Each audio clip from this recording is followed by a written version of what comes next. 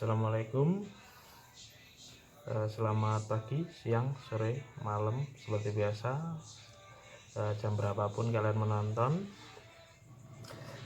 hari ini kita upload lagi. Kita menceritakan kisah nyata, tapi mohon maaf sebelumnya orangnya sudah nggak ada yang kita ceritakan. Jadi kisah dari teman kami sendiri, ya teman ya dulunya juga langganan waktu kami bekerja sebagai tukang las, tapi nggak di Jawa Timur, di Sumatera ya, Sumatera Jambi ya itu tepatnya. Seperti apa ceritanya? Nah, ini tentang pesugihan tali pocong.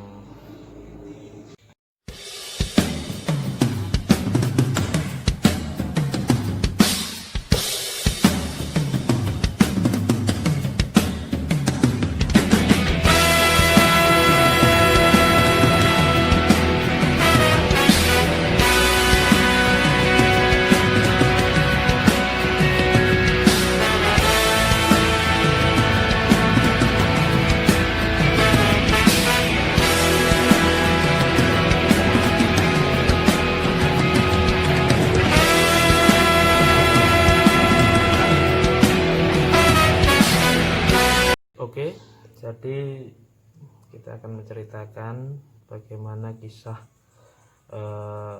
teman kita. Sebelumnya mohon maaf buat almarhum, jadi saya agak merinding ini menceritakannya. Jadi ceritanya seperti ini. Ini jadi sebenarnya bukan apa-apa, kita menceritakan hanya supaya nanti bisa dijadikan pelajaran aja kayak gitu ya guys ya. Iya. Jadikan pelajaran, jangan sampai terjadi yang seperti ini. Jadi teman kami ini adalah seorang pengusaha. Dia merantau ke Sumatera.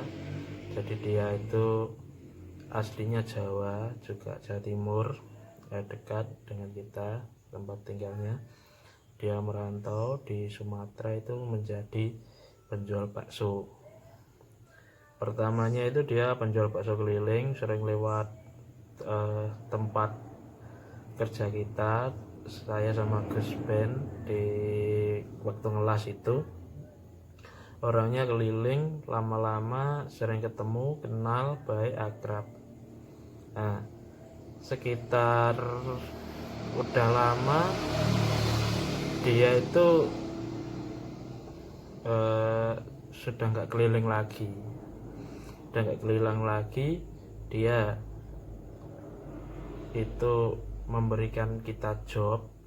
Kita dapat job itu membuat gerobak bakso. Ya, itu ternyata orangnya itu sudah mempunyai rumah sendiri di Sumatera dan sudah habis membeli kios di Sumatera itu. Nah, itu orangnya minta disuruh bikinin gerobak bakso tapi dari besi apa, besi plat. Nah, dari besi plat itulah, yang chrome, yang putih itu. Orangnya minta dibikinkan itu. Terus waktu pengirimannya kita datang, wah kita terkejut ya guys ya. Iya. Kok kiosnya itu, wah kios baksonya besar. Mana mungkin kalau orang cuma jual bakso keliling bisa beli seperti itu. Terus rumahnya juga kan di belakangnya, rumahnya di belakang kios pas itu juga dia lagi bangun, itu juga lumayan ya, istilahnya ya udah bagus lah istilahnya kalau untuk di Jawa itu rumahnya kayak gitu. Terus orangnya karena baik sama kita, nah orangnya itu cerita sama kita.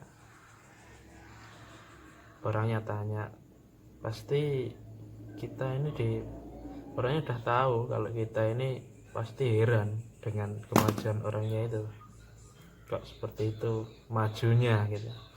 Orangnya itu cerita, ternyata itu dia itu bisa dibilang gimana ya, pesugihan, tapi ya bisa dibilang enggak, soalnya dia itu minta bantuan makhluk halus. Jadi minta putar makhluk halus tapi tanpa tumbal, seperti itu. Dia minta bantuan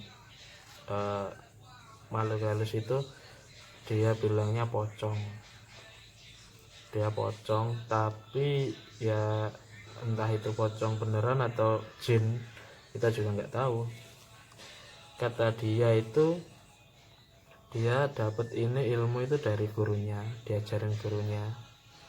Gurunya itu bilang kalau ada orang meninggal hari Selasa Legi, itu biasanya kan kalau di Jawa itu pasti dijaga makamnya. Nah, itu kenapa sih dijaga? Yaitu kain kafannya yang orang meninggal Selasa Legi itu kan bisa dipakai sekian. Ya teman saya itu yang mempraktekannya. Kalau di Sumatera sana mungkin karena nggak tahu atau nggak ada adatnya itu, jadi dia nggak dijaga makamnya. Teman saya lihat ada orang yang meninggal Selasa Legi, tapi juga kalau nggak salah itu anak kecil. Kata dia itu umur 10 tahun. Nah, meninggal, ternyata benar makamnya nggak dijaga. Nah, kata gurunya itu kalau mau mengambil kain kafannya itu, pertama itu juga ada syaratnya, nggak mudah, nggak boleh pakai alat. Kedua, pakai ngambilnya kain kafan itu nggak boleh pakai tangan. Jadi pertama teman saya itu dia udah menggali tanah pakai tangan. Setelah terbentuk lubang yang cukup besar, kelihatan kain kafannya, digigit pakai gigi. Jadi nggak bisa diambil pakai tangan, pakai alat, pakai gunting atau pakai pisau, itu nggak boleh. Jadi langsung digigit pakai gigi. Seberapa dapatnya yaitu yang dibawa pulang, kayak gitu.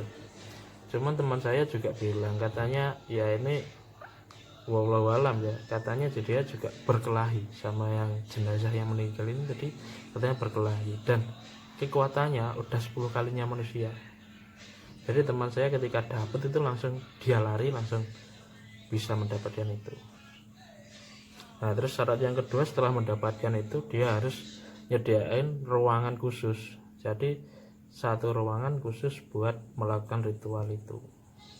Ritualnya, jadi kain yang didapat tadi, kain kafan tadi, itu tadi dibikin, istilahnya kalau di Jawa itu ublik.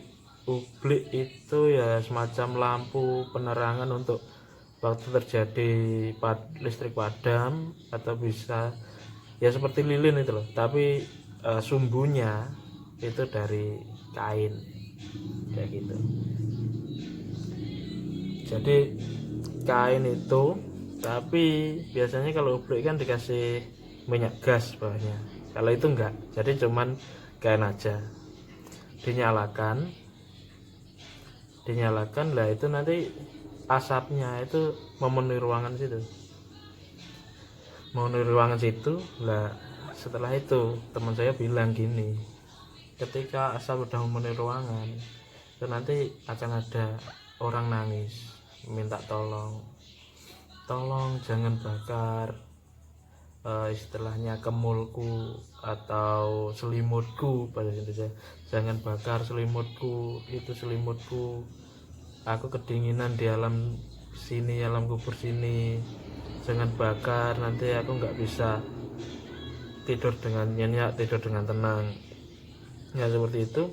Temanku langsung, walaupun dia takut, gemetar, dia merinding pasti, tapi dia karena niatnya yang ingin kaya dengan mendadak itu, dia akhirnya gini, ya dia beranikan diri. Kata gurunya disuruh menjawab seperti ini, aku akan mengembalikan selimutmu asalkan kamu harus mau membantu aku kerja, membantu aku mencari uang dan lain sebagainya, gitu. Jadi temanku ya berani nggak berani harus melakukan seperti itu. Akhirnya dimatikan lilinnya tadi atau ubliknya tadi. Setelah dimatikan, besoknya dia itu kaget. Dia bikin bakso, biasanya kan dapatnya paling ya 800 900, nggak sampai habis, ya habis paling 1 juta 1.200.000. Tapi pulang jualan itu dia satu hari bisa dapat 10 juta, padahal dia cuma jualan bakso. Nggak masuk akal memang. Nah, itu dari mana juga nggak tahu. Jadi setiap dia ingin apa, dia nyalain sumbunya itu sedikit demi sedikit. Terus dia istilahnya ya itu minta itu seperti itu. Ya sampai beberapa tahun memang dia sampai punya rumah, terus mobil, terus kios sendiri, bakso sendiri, udah nggak keliling lagi, udah enak. Tapi ya itu, saya itu kagetnya waktu udah 2 tahun berlalu kan, saya udah jarang ke sana. Saya karena takut kan dia kesugihan nanti daripada merembet ke saya takut, akhirnya saya jarang ke sana. 2 tahun berlalu, saya memutuskan untuk balik ke Jawa, udah nggak di Sumatera lagi ya, karena mungkin ekonominya kurang di sana. Akhirnya saya balik ke Jawa, saya datengin lagi rumah teman saya.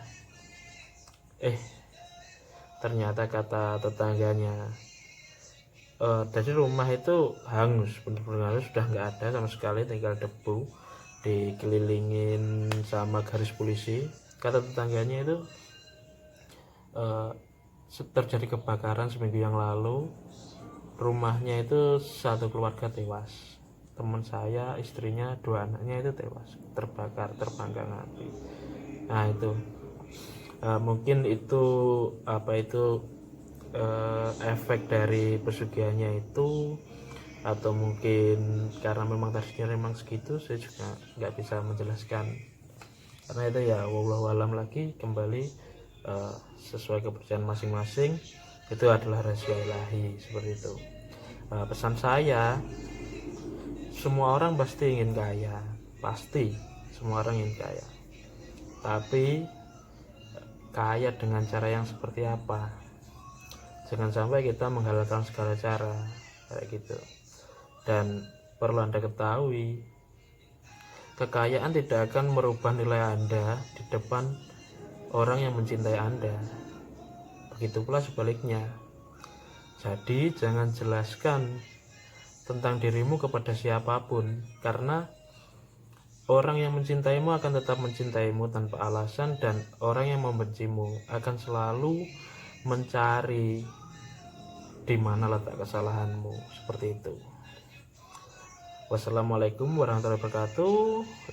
Selamat beristirahat, tetap ikuti channel kita di Kokai Grasak, Kokai komedi karo ilmu, Grasak guyu bergun sak kancane. Jangan lupa like, subscribe, and share video ini. Dan untuk mendukung kita, tetap tonton video-video kami yang terbaru.